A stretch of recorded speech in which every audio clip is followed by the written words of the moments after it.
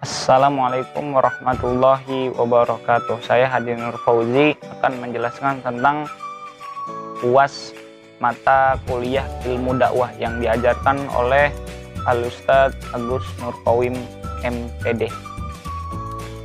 Yang pertama, madah atau materi dakwah. Jadi madah atau materi dakwah ini mempunyai arti pesan-pesan dakwah yang menjadi isi dakwah seorang dai yang disampaikan kepada seorang mad'u. Jadi dai di sini mempunyai arti orang yang menyampaikan pesan-pesan agama. Nah, sedangkan mad'u yaitu orang yang menerima pesan-pesan tersebut dari seorang dai. Jadi seperti itu.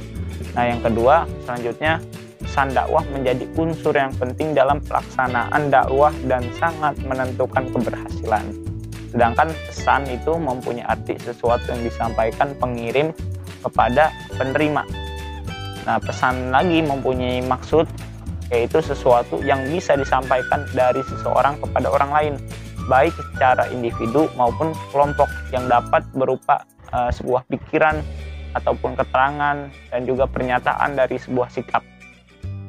Selanjutnya ada yang namanya pendekatan dakwah. Jadi pendekatan dakwah ini mempunyai arti, yaitu cara-cara yang dilakukan seseorang mubalik untuk mencapai sebuah tujuan tertentu atas dasar hikmah dan kasih sayang. Dengan kata lain, pendekatan dakwah harus bertumpu pada suatu pandangan human oriented dengan mendapatkan penghargaan yang mulia atas diri manusia. Nah, selanjutnya pendekatan ini terfokus pada mitra dakwah lainnya dengan menggunakan bidang-bidang seperti bidang kehidupan sosial, kemasyarakatan, dan juga sebagai syarat mutlak kesempurnaan dan keselamatan hidup masyarakat. Yang selanjutnya, pendekatan dakwah dibagi menjadi dua. Yang pertama ada yang namanya pendekatan sosial. Pendekatan sosial sendiri dibagi menjadi tiga. Yang pertama, pendekatan pendidikan, pendekatan budaya, dan yang terakhir, pendekatan ekonomi. Dan yang terakhir daripada pendekatan dakwah sendiri, setelah tadi pendekatan sosial, yang kedua ini ada yang namanya pendekatan psikologis. Sedangkan strategi dakwah mempunyai arti, yaitu perencanaan yang berisi rangkaian kegiatan yang didesain untuk mencapai tujuan dakwah tertentu. Selanjutnya ada yang namanya media dakwah. Jadi media dakwah ini mempunyai arti alat yang dipergunakan untuk menyampaikan materi dakwah kepada mad'u. Nah, mad'u ini orang yang menerima dakwah dari seorang dai. Selanjutnya, pada zaman modern seperti sekarang ini, tentunya banyak banget yang namanya alat-alat dari yang dipergunakan untuk dakwah tersebut. Seperti ada yang namanya televisi, video, kaset, rekaman, majalah, surat kabar, dan juga masih banyak yang lainnya. Terus media dakwah sendiri menurut Syamsul Munir dalam bukunya yang berjudul Ilmu Dakwah dibagi menjadi dua, yaitu yang pertama ada yang namanya media massa, seperti manusia, dan manusia sendiri ini mempunyai maksud atau mempunyai tujuan sebagai utusan atau kurir. Nah, yang kedua itu ada yang namanya benda. Benda ini kayak telepon, surat, ataupun sekarang ini handphone, dan juga bisa juga komputer atau laptop seperti itu.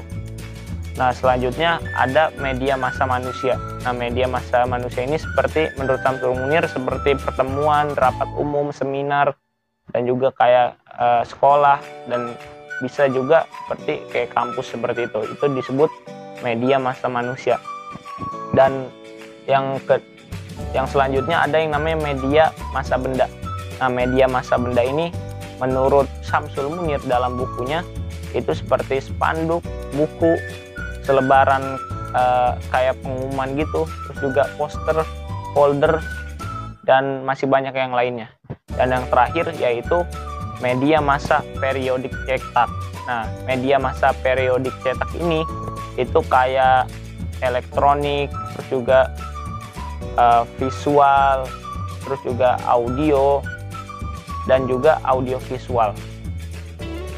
Selanjutnya, metode dakwah. Nah, metode dakwah ini sangat penting. Karena kenapa? Karena metode dakwah ini pasti digunakan ketika yang namanya proses dakwah berlangsung. Karena metode dakwah metode dakwah ini merupakan strategi yang menentukan keberhasilan dakwah seorang di masyarakat. Sedangkan metode dakwah ini mempunyai 2 poin. Yang pertama, ada yang namanya al-hikmah. Jadi al-hikmah ini diartikan sebagai al-adl atau keadilan, dan juga al-haq atau kebenaran, dan juga al-hilm sebagai ketabahan, dan juga diartikan sebagai al-ilm atau pengetahuan, dan an-nubuwah yaitu kenabian. Nah, di poin yang kedua, metode dakwah ini di poin yang kedua yaitu mau'izah hasanah. Nah, mau'izah hasanah sendiri mempunyai arti yaitu nasihat. Jadi mau'izah itu nasihat, hasanah berarti sesuatu yang baik, jadi nasihat yang baik. Di materi yang terakhir daripada ilmu dakwah itu ada yang namanya implementasi dakwah. Jadi implementasi itu mempunyai arti dari kata bahasa Inggris, yang mana bahasanya itu implementation. Implementation ini dalam kamus bahasa Indonesia adalah pelaksanaan. Tentunya implementasi dakwah ini mempunyai arti pelaksanaan dakwah. Jadi seperti itu. Atau juga bisa diartikan penyediaan sarana untuk melaksanakan sesuatu yang menimbulkan dampak atau akibat terhadap sesuatu. Nah, dari pengertian tadi dapat kita ketahui bahwasannya implementasi itu menyangkut 3 hal, yaitu yang pertama adanya tujuan atau sasaran kebijakan, yang kedua adanya hasil. Nah, hasil daripada kegiatan tersebut, dan yang ketiga adanya aktivitas atau kegiatan atau juga pencapaian tujuan.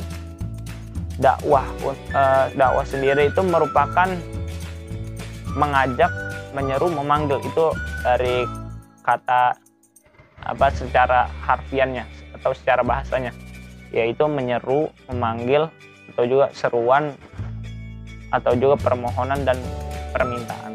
Sedangkan secara istilahnya itu sering diberi arti yang sama dengan istilah-istilah tablik. Bisa tablik, amar ma'ruf, dan nahi munkar. Bisa juga disebut mau'izah hasanah, ataupun tafsir dan inzor, ataupun wasiyah, tarbiyah, taklim, dan khutbah. Nah, dalam prakteknya, selain istilah-istilah itu sudah merupakan muatan dakwah, juga sama-sama melibatkan 3 unsur tersebut, yang mana yaitu penyampaian pesan, informasi yang disampaikan, dan juga penerima pesan. Jadi seperti itu daripada materi yang terakhir, yaitu implementasi dakwah. Demikianlah yang dapat saya sampaikan, lebih kurangnya mohon maaf. Walafu minkum. Wassalamualaikum warahmatullahi wabarakatuh.